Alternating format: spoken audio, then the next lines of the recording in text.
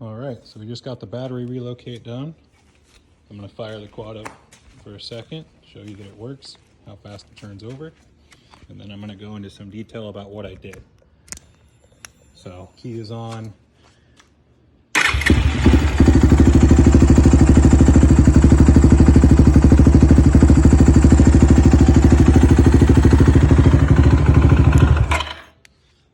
Okay, so I was going to go into a build by or a step-by-step build on this process or on this project, but unfortunately I had some pretty big screw-ups along the way, considering that there's no YouTube videos on how to do this correctly, and even if there are some forums, nothing really gives good advice. So here we are. We'll start first on why I did this. One of the reasons is the batteries, the fuses all sit right here OEM, which would be fine. For a sand rider, probably be okay. I am strictly a track rider, and we don't always have only dusty conditions. We have muddy conditions sometimes, and even more so, all of the dirt that comes up from the inside wheel well, or inside of the wheel, and the actual wheel itself, when you're turned to a degree like this, look where that dirt is going. Directly into your fuses, directly into your battery area. It gets all in your fuses, causes disconnects, causes problems over time. You might never have a problem, and you might be chasing an electrical gremlin that can be sitting right here in front of your face the whole time that can just be a single speck of sand or dirt or mud or anything that can possibly go in there. Reason 2, heat. The LTR 450 motors are the second hottest motor that Suzuki has ever made. The only thing that beats it is one of their street legal motorcycles of something, kind of like a dual sport that they have. This thing runs at a extremely hot temperature. When engines get hot, what sits right above it but the fuel tank? Now there is this little guard here, yes, but the fuel can still boil. Now on top of the fuel boiling, what's gonna hold in heat? A massive blob right here. These things already run so hot. Then you put a giant radiator in front of it, blocking all of the coolant, all the cool air that's coming in while you're riding. So really the only thing that's gonna cool the quad down while you're riding, yes, air going around it, sure, but is your fan. So between the air that has to go around your radiator into here in your fan, the thing's pretty just kind of in there, not really getting fresh flow like a dirt bike setup would. Now you also have this coolant reservoir here, which I deleted. That is also a super easy process that I can explain in 30 seconds. Again, I deleted it just to have a more open area for the temperature to breathe out of the motor. Also, less weight, and you don't need them. No dirt bikes have them. I race AMA Moto, no dirt bikes have them. I race AMA Quad. Yes, the quads have them, but it's not a rule. All you'll need for that project is a 1.6 to 1.8 radiator cap. What those will do is just have a higher boiling point for your coolant to boil over, opposed to the stock 1-to-1. Disconnect your coolant box, take one of the wires. This one specifically goes down and then goes up into the bottom of the coolant box. Just run it down the frame and out towards the bottom. It's a very simple process. Gets rid of weight, also looks way cleaner, and it gets rid of another big thing in the way for the air to come in, and now it can go straight to the motor and cool it down. You see the rag in there, I've done a inline filter conversion on this one. But, so those are the main reasons why I did it. Temperature and keeping the electrical cleaner. It also gives it a way cleaner look. Better to wash, you're not having to fight over an airbox to clean in here. As you can see, I still have residual dirt from all of my rides that are sticking behind my airbox. So yeah, just a bigger open area. Now, I'll get to what I did up here. Now for this project, originally, I thought you had to extend wires and mess with the wiring. You really don't. In fact, and this was already unbolted, I just had it on there for the visual. In fact, you don't even hardly need to adjust the stock wiring harness at all, other than taking what comes down to your fuse cluster here and simply rerouting it. In fact, I don't even think you need to do a damn thing. To my knowledge, I went ahead and replaced, like I said, I messed up this project pretty bad at the beginning. Not doing anything different than what I'm explaining now, just kind of overthinking it. I did go ahead and replace the battery connectors, as you can see on here, just to get a little cleaner connection, since I already had them all off the quad anyways. This right here is the stock fuse box you would see down by the battery. Everything is stock except for the PC5 and how that electrical is ran, which I have in another video, and other people have online too. I don't believe you have to extend anything. You can see the starter wire here and the little starter wire that goes to your ECM. That's all OEM. Goes into your starter relay that I just have zip tied to the airbox. It is normally just bracketed down there by the battery. There's a bracket on your battery box that holds your starter relay as well as your fuse box. You can take that whole thing. You're not going to use it at all. You're not going to use the stock battery box at all. You're not going to use the stock battery cover at all. Originally, I was talking about doing that and putting the battery in yay area. I actually ended up putting it here. So, first thing you'll do, take your fuses, your fuse cluster here, disconnect it from your battery box, take out your battery box, and if you still have it, there's a little cover that separates your battery box and your radiator. How you do that, once you have your battery out, your positive and negative wires are moved out of the way, so it's just battery sitting in the box. You'll have a bolt on the inside of your battery box and 2 bolts underneath your battery box. I believe they were 12. Simple, 3 bolts, remove them, your battery box comes right out. On the back side of that battery box, you'll see like 3 little wood screws. That holds on that little protective plate that protects between the radiator and the battery box itself. So now you've kind of got the visual of what it's going to look like now. And if you also want to go ahead and do it, remove that coolant reservoir. Just be sure when you're doing basic maintenance to take off your radiator cap and make sure you have coolant in there. Which, if you're a smart rider of any vehicle, you're always checking your coolant, just like you're always checking your oil. Okay, so again, you got your cluster of wires sitting here, you've got your battery box removed, you got your cover removed, and if you want to do so, you've got this removed too. This big old cluster of wires in your hand. You are going to take off your fuel pump. You can disconnect this, just get it out of the way the best you can. This wire right here is what's left from the PC5. Or I should say it's what's left now that I have the PC5 back installed. So remove your fuel pump, remove this line, remove the fuel line out of the way. Just get your fuel pump as far out of the way as possible, just to give yourself some extra room. If you really want to get crazy like I did for this project, which you're going to have to take off your inbox or your air intake box anyways, so you might as well take off your subframe, your exhaust muffler, 1 bolt for your muffler, 2 bolts for your muffler, and the thing will just slide right off the back. Or in my case, because I have a number plate bracket, it'll slide forward a little bit and out the bottom that way. Your subframe is 1, 2, 3, and fourth one's right here. Then your subframe will be loose. You'll also want to undo this screw right here and your air intake sensor plug, which I have mine adjusted, and we will get to that further on in this video. Now your subframe, your air intake, and your muffler are off of the quad, out of the way, once you've loosened all of those up. If you want to, loosen this guy up too. That way you can remove your air intake separately and then pull this boot off. I have my,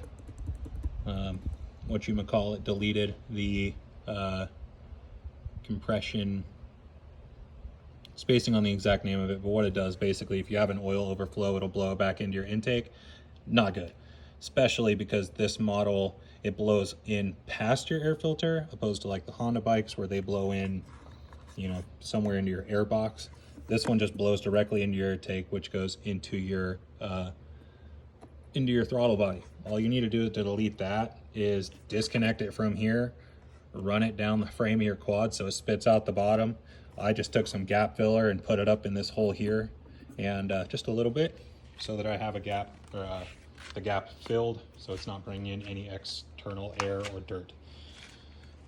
Okay, remove the air box, you've removed this. So now you just have this big, huge open area here. Basically the whole back half of the quad is on the ground. Take all of your wires in your fuse box down here, run them back up through behind your fuel pump. So now they are all sitting up here where your main wire harness comes in here. There's no, you know, wires going that way or anything like this. You just have this main wire artery sitting here, and you have where it comes out, and your fuse panel or all your fuses right here. Now, you will see there's kind of two branches in your hand. You've got a couple plugs that go to here for your fuel intake or your injector. You've got a fuel that goes down to your throttle body position, or a connector that goes down to your throttle body positioner, which is right there. In my case, I have the PC5, so I have a couple extra wires. And you're gonna be like, okay, well, where do I put all of these fuses? That is why you have this whole back end disconnected. You don't have to, it's just gonna make your life easier. Disconnect your air intake tube from your throttle body so that you can run that cluster underneath your throttle body, as I have here, zip tied to your cross frame and back over to here. So now your fuses are sitting more or less in this area, while all of the area over here, all the wires and plugs you have over here, yes, they're going to be disconnected, but you can just reconnect them back to where they were. Basically what you're doing is saying, okay, well, I have all my wires here. Typically they come out through the main and tuck straight back down to there. You're just taking them and running them like this through the cross frame, underneath the air intake boot, and back to here. Then what you'll do, since you have your handful of fuses right in this area, is run them down or underneath your subframe crossbar here. Zip tie your fuses with the original rubber mount that they come on, as I've got right here. Take your air intake box while you have it off and zip tie your stator right in this area. You can put it wherever you want, but I found this was the best area. Then you'll want to take your air intake sensor, which is now kind of hidden, that guy right there, that white piece, take the two wood screws out and just flip it over on a 180 so that the plug tip that you would squeeze to get it off is now facing the air intake boot. You just don't want to risk having that thing pinch against your stator at any point while you're riding and disconnecting. Otherwise the quad will start running weird and shut off. Now the biggest thing for this project is, as far as any expenses go, is I have the anti-gravity AG-801. It's a 12-volt battery just like stock, but it has 9 amps instead of 6, so it's got more cranking power. It also has a little bit more cold cranking amps, which these LTRs need a lot of. So you heard in the video, the thing fired right up on the second turnover because it's got way more power than stock. You'll also, jumping ahead here, so you get your battery. You'll need to take your airbox and get the battery. If you're going to put it where I put mine, you'll need the battery to sit as far this way as possible. You just don't want it smashed up against your air filter. You'll also want to create a little bit of separation between the floor of your airbox and the battery and the back wall of the airbox and your battery. All I've done is just put half of a strip of Velcro on the back side there, as you can see, to create the separation. I did the same on the bottom, which you can see right there. Then what I did is I went down to the hardware store and bought a just piece of aluminum, bent it up as I needed, put 3 layers of shrink wrap on all 3 sides. You don't need to get the corners, just the sides where the battery is going to be touching. Then I drilled through the bottom of my airbox and put a bolt with a washer through the aluminum, through the airbox, with a bolt washer on the back side, and tighten that down. And I did the same over here. On this side, however, I did a bolt. Let's see here, see if I can see it. Basically, I went bolt washer through the inbox, or through the air intake box, washer nut, and tighten those down super tight. Then I put my aluminum over and did a nut on the back side. Now that bolt, the reason why I did that is because that bolt head is gonna be right in the area where your battery is. So unless you want to deal with the hassle of somehow getting your battery out of the air intake being a pain in the ass, all you got to do is take that nut off, pull the bracket off, undo the nut from the inside, bracket comes right out. So that's kind of more of a post now than it is a nut and bolt. But yeah, so the nut there. What you also need to do, and that's a $200 battery, and you get it on antigravity.com. Again, it's AG-801. So you've got your starter relay, it's all plugged in. Pretty simple process. It's really self-explanatory. And again, I don't think you need to wire anything abnormally. I don't think you need anything external, any extra wire. You'll need to take your starter wire that typically pokes through that way, unthread it, and turn it around so it's now facing this way, so that it can reach out to your starter relay. That little black wire, don't snip it, don't do anything abnormal, just unplug the plug that comes from the factory. That one will run up to your wiring harness that, let's see, where do I have mine ran to? It's over here. It's gonna come down through there, just poke through the bottom of the motor, run down the back side of the head, and I don't know if you can see where it connects to, but it's gonna go, oh, it connects right there, and then runs up through. I put an aftermarket plug on mine because the stock one was pretty old and dirty. As far as the batteries go, this is the OEM battery cable with a new connector. This is the positive one. Now you're also gonna say, okay, well, here's your ground. I have my ground wire coming through here that goes to my fuse box right here, which I put a new connector on. The ground itself runs down and just connects to where the brake reservoir is, right to the back side there. Nice, slick, out of the way. And yeah, that's really about it. All you're doing is taking the stock wiring harness, running it down through the intake, back through, putting your fuse box here, starter relay to your air intake. Battery's gonna go here with a custom bracket that you've made. I couldn't find anything online and I wouldn't even try and bother. Hook back up your PC5 if you choose, you so need it. Everything up here you don't even need to touch if you don't want to. You don't need to touch anything up there. In fact, you don't even need to undo the front fairing if you don't want to. Otherwise, yeah, that's pretty much it. Plugs here. I hate how big and kind of bulky this area is, but that's where I messed up the first time going around this project. I figured I'd shorten those wires, and it gave me no power to the starter, so I had to order a new wiring harness. But yeah, it is a very easy process. The hardest part of this whole process and the most consuming thing of this whole process is simply just getting the battery in the mail and making your bracket to fit your airbox. Otherwise, it's pretty easy, and it shouldn't take you more than a day or two. You don't really have to be mechanically inclined for this, especially if you're not taking out the original plugs. You're keeping all those same plugs. You'll know where they go, and you know where they came from, and you know where they plug back into, because no plug is the same. And yeah, your quad's gonna run a lot cooler over time.